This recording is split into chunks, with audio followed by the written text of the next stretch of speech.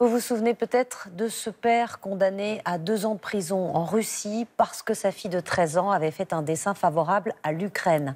Son école avait prévenu la police. Les dénonciations sont fréquentes dans le pays depuis le début de l'offensive. Un climat de suspicion et de peur s'installe. Reportage de nos correspondants Anne Consinet, Ambroise Boulez, Charline Madini.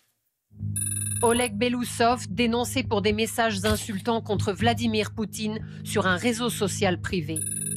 Alexei Moskalev, dénoncé pour ce dessin anti-guerre réalisé par sa fille. Une jeune inconnue dénoncée par un voyageur du métro pour un badge pacifiste aux couleurs ukrainiennes accroché à son sac à dos. Depuis le début de l'offensive en Ukraine, les dénonciateurs s'activent en Russie, parfois pour des motifs futiles, mais avec de lourdes conséquences. Elena Jolicoeur vit aujourd'hui en Grande-Bretagne où elle demande l'asile. Il y a 1 an, elle a été dénoncée par la directrice d'école de sa fille de 10 ans. L'enfant avait mis ce dessin pro-ukrainien dans son réseau social. Conséquence pour Elena, un interrogatoire au poste. Ils m'ont demandé quelle est votre position politique. Ils m'ont aussi demandé de montrer mon téléphone. Quelles applications avez-vous dedans ? Si vous ne le montrez pas, on va vous laisser là et vos enfants. Comme il n'y a personne d'autre pour s'en occuper, on va les emmener dans un foyer. Choisissez. Maintenant, l'école, c'est l'œil du gouvernement qui essaie d'éradiquer les opinions divergentes. Sur les dénonciations en ligne figure parfois le nom de l'auteur. Nous avons contacté l'un d'entre eux par mail. L'interlocuteur affirme être une femme et avoir plus de 1000 dénonciations à son actif.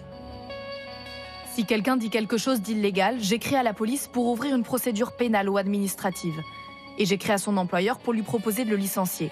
Si la personne n'a rien dit d'illégal, j'écris seulement à son employeur. En Crimée, c'est même l'heure des dénonciations publiques.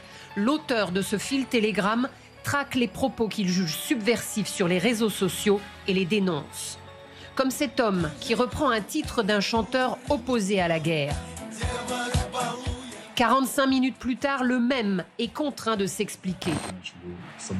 Les gens ont commencé à douter de ma position par rapport à mon pays. Donc je le redis, j'aime mon pays. Ces dénonciations finissent par créer un climat de peur, selon cette chercheuse.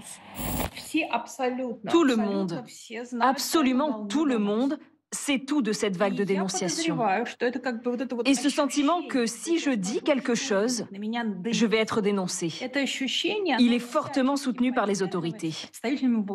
Parce que c'est un mécanisme de contrôle extrêmement efficace.